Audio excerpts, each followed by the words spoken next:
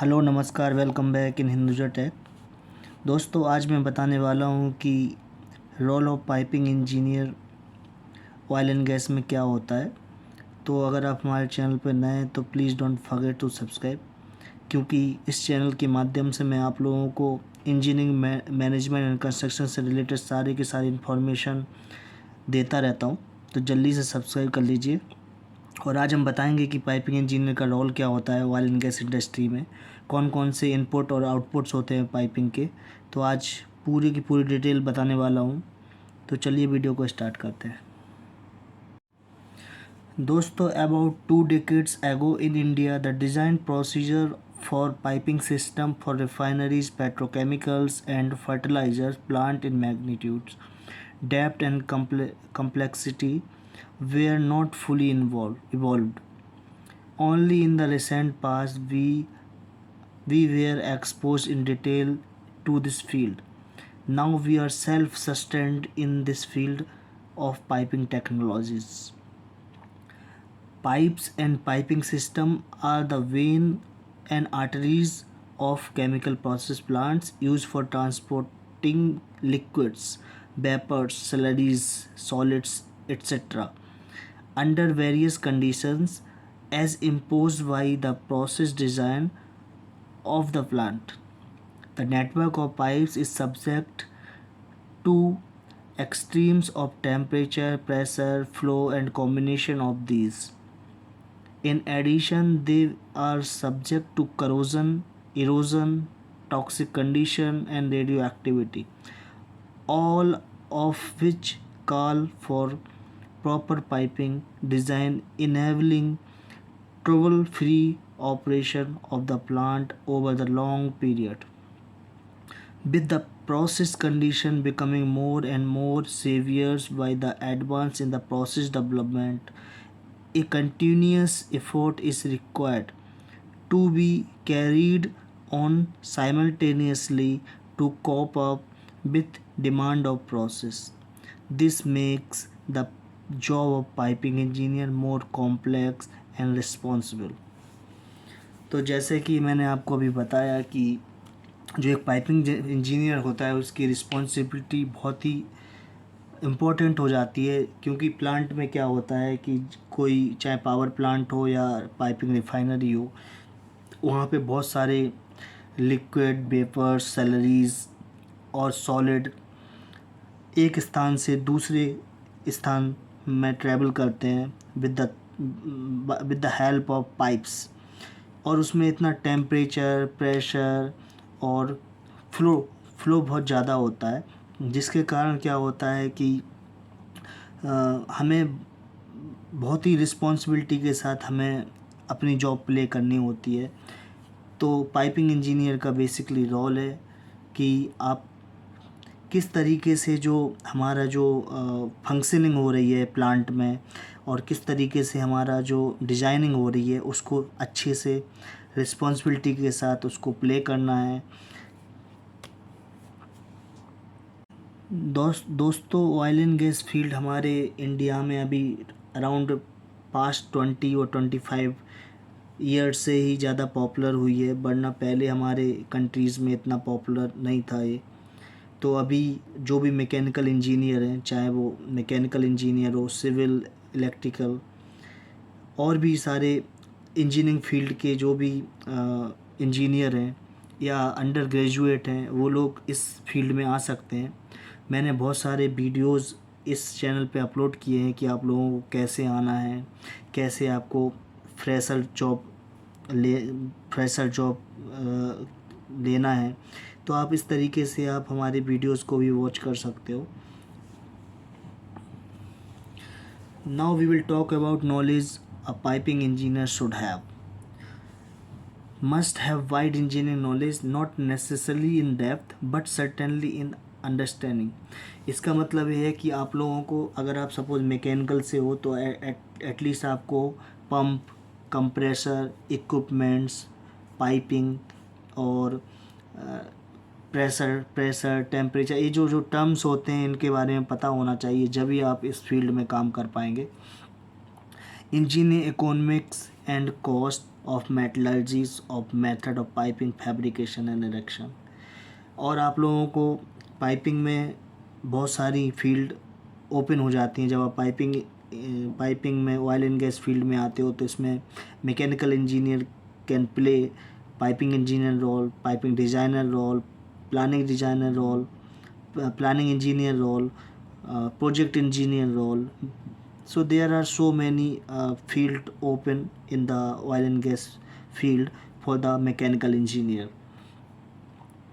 So he should know what is the piping fabrication, erection. This is basic terminology used in oil and gas field. Some knowledge of industrial chemistry and chemical engineering, in addition to sufficient knowledge of mechanical, civil, electrical, instrumentation engineering, so as to discuss requirement and problems with specialists in this field. दोस्तों, अगर आपके पास knowledge भी नहीं है तो भी आप आ सकते हो, लेकिन आप अगर सपोज़ यहाँ पे आ भी जाते हो ऑयल एंड गैस फील्ड में, लेकिन आप लोगों को लॉन्ग टाइम के लिए यहाँ पे सरवाइव करना है, तो उसके लिए आपको जो टेक्निकल नॉलेज है, टेक्निकल नॉलेज बहुत ही इंपॉर्टेंट है. टेक्निकल नॉलेज अगर आप लोगों के पास नहीं रहेगा, then you can survive, because इसमें piping engineering job is very challenging job. और यहाँ पे क्या है कि हमें डिफरेंट प्रॉब्लम्स को फेस करना पड़ता है, उनको सॉल्व करना पड़ता है. तो this is very much important that a piping engineer should have technical knowledge and good communication skill also. He should be cooperative, able to communicate efficiently, lead or take part in teamwork, be alive to the application of new method, material and design. As you know that teamwork is very important for any job.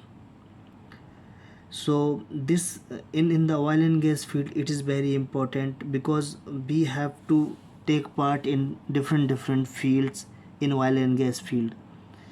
If suppose I'm doing fabrication, then in fabrication there are so many department which we have to coordinate to complete the job. So in that case, we should have good coordinate and communication experience, because as a teamwork we can finish our job on the time. Awareness of standard, codes and practice. In the piping, we should also know about the code and standards which is used in piping. Good knowledge of safety codes and practice. This is less important, but if you know, then it is very good. Drafting procedure and practice. In my last video, I have already discussed about what type of softwares and what types of skills a piping engineer should have to complete a job on time.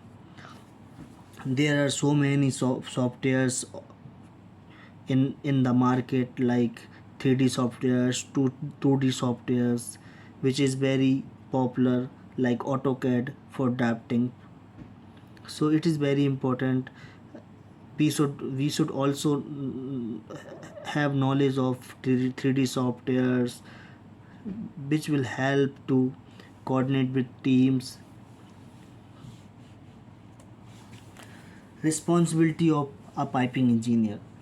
Piping engineer is responsible for accurate design.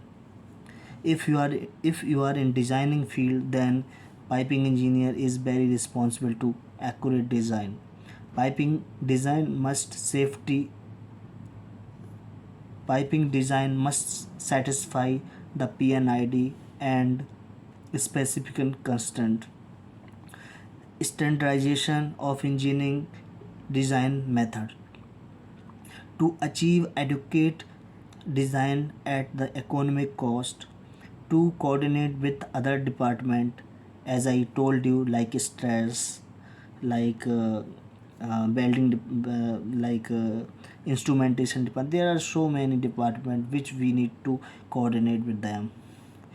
Coordination with the site also. Site means field engineering.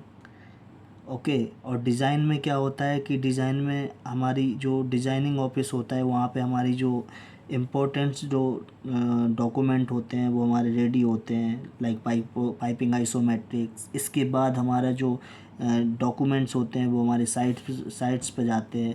Sites को हम erection sites भी बोलते हैं। Much of the piping data is used by other engineering group, so it must be correct, clear, consistent and reliable। क्योंकि क्या होता है, जब पाइपिंग जो डिज़ाइनिंग होती है, डिज़ाइनिंग कंप्लीट होने के बाद फिर हमारा जो नेक्स्ट स्टेप आता है वो कंस्ट्रक्शन का आता है। कंस्ट्रक्शन के केस में क्या है कि क्योंकि अगर आपकी डिज़ाइनिंग करेक्ट नहीं होगी, रिलायबल नहीं होगी, तो कंस्ट्रक्शन के टाइम पे there may be so many errors. It cost the best of money and time also to complete the project within the planned complete period.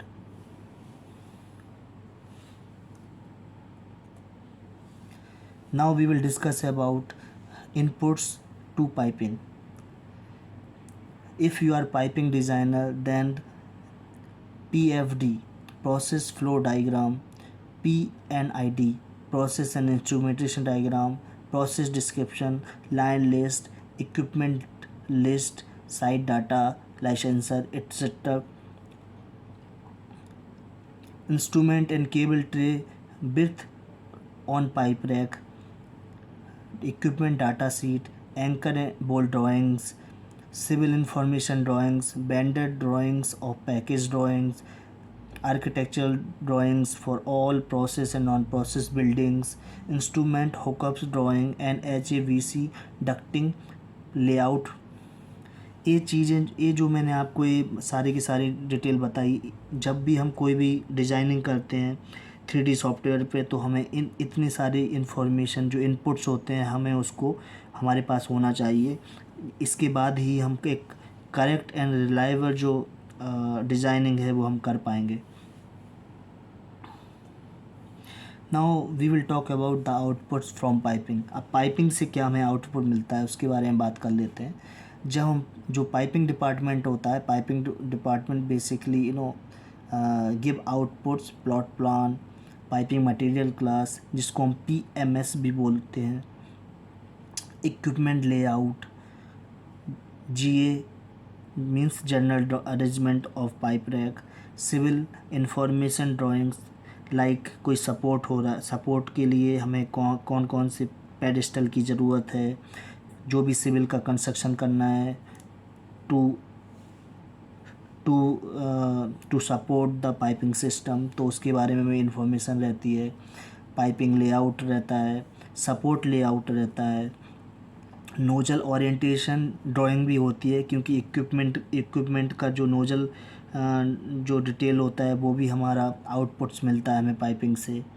इसके बाद बेसल, क्लीट, लोकेशन ड्राइंग होती है, जहाँ पे जो इक्विपमेंट पे जो हमारी चारों साइड में जो हमारी पाइपिंग होती है उसमें कौन कौन सी क्लीट्स होती हैं जहाँ पे हम सपोर्ट करते हैं पाइप को, वो भी हमें इन्फॉर्मेशन मिलती है, उसका लोकेशन मिलता है। इसके बाद finally it is the most important document, this is piping isometrics. ये बहुत ही इम्पोर्टेंट है, और जिन लोगों ने पाइपिंग आइसोमेट्रिक्स का वीडियो नहीं देखा है मैं आई बटन पे दे दूँगा, आप ज़रूर देखिएगा कि पाइपिंग आइसोमेट्रिक होता क्या है। इसके बाद MTO, material take off. MTO is very important. Now small organisation में पाइपिंग जो डिज़ाइन टीम होती है कैसे वर्क करती है मैं बताता हूँ। देखिए इधर पे जो है कि प्रोजेक्ट डिपार्टमेंट होता है, प्रोसेस डिपार्टमेंट होता है, इसके बाद डिज़ाइन डिपार्टमेंट होता है। अब प्रोसेस डिपार्टमेंट जो होता है उसका काम होता है प्रोग्राम, टारगेट, कॉस्ट कंट्रोल करना, ठीक है। इसके बाद जो प्रोसेस डिज़ाइनर होते हैं या डिपार्टमेंट होता है उसका काम होता है PNID एंड जो फ्लो शीट होती है उसको तैयार करना। इसके बाद जो पाइपिंग डिज़ाइन डिपार्टमेंट होता है उसका काम होता है plant layout and equipment layout को बनाना। और इसके बाद ये जो तीनों डिपार्टमेंट होते हैं उनका जो हमारा आउटपुट आता है वो आता है piping layout, piping details, material list, purchase, requisition, fabrication, erection, जो कि हमें कंस्ट्रक्शन में करना होता है। तो हमने जैसा कि आपको बताया कि there are so many department which work together to complete a job on the site also. तो इस तरीके से एक पाइपिंग इंजीनियर रिस्पॉन्सिबल होता है। मैंने आपको बताया कि किस तरीके से उसको नॉलेज होना चाहिए, कौन कौन सी उसकी रिस्पॉन्सिबिलिटीज़ होती हैं, और उसका बेसिक क्वालिफ़िकेशन के बारे में बता देता हूँ कि क्वालिफ़िकेशन एक पाइपिंग इंजीनियर जो होता है उसकी क्वालिफ़िकेशन मैकेनिकल इंजीनियरिंग होती है, BE या BTech 4 इयर्स का होता है। किसी भी कॉलेज से मिनिमम 60% जो रिक्वायरमेंट होती है पाइपिंग इंजीनियर बनने के लिए। मैंने ये भी वीडियो डाला है कि क्या क्या रिक्वायरमेंट होती है पाइपिंग इंजीनियर के लिए, ऑयल एंड गैस में आने के लिए, तो आप लोग उसको वॉच कर सकते हो। तो इस तरीके से दोस्तों एक पाइपिंग इंजीनियर का रोल होता है ऑयल एंड गैस इंडस्ट्री में। और इस तरीके से आप भी अगर आप कॉलेज में हैं और अगर आप इंजीनियरिंग फील्ड में हैं तो आप लोग भी ट्राई कर सकते हो ऑयल एंड गैस फील्ड में, because it is very very very very important field है मैकेनिकल के लिए। और यहाँ पे अपॉर्चुनिटीज़ बहुत हैं, आप इंडिया से बाहर जॉब कर सकते हो। और इसका जो सैलरी पैकेज होता है वो आपकी डिपेंड करता है कि आपकी टेक्निकल नॉलेज और स्किल्स पे डिपेंड करता है, कम्युनिकेशन स्किल्स पे डिपेंड करता है, जो कि आप लोग जैसे जैसे इस फील्ड में काम करेंगे वैसे वैसे आप लोगों को गेन होगा और आप लोगों की जो सैलरी रहेगी वो भी इंक्रीमेंट होता रहता है। तो इस तरीके से आप लोग अपने कैरियर को बूस्ट अप कर सकते हो, बिल्डअप कर सकते हो कि आप लोगों को मैकेनिकल इंजीनियरिंग या इलेक्ट्रिकल इंजीनियरिंग या सिविल इंजीनियरिंग की बात आपको कैसे आना है वो भी मैंने सारे वीडियोस दिए हुए हैं। आप लोग एक एक करके वीडियोस देखिए। और इसके बाद अगर वीडियोस देखने के बाद कुछ हेल्प चाहिए तो I will all you can put comment in comment box. I will also reply. So thank you so much for watching this video. Jai Hind, Jai Bharat. Happy Diwali to all of you. Thank you so much. Bye bye. Take care.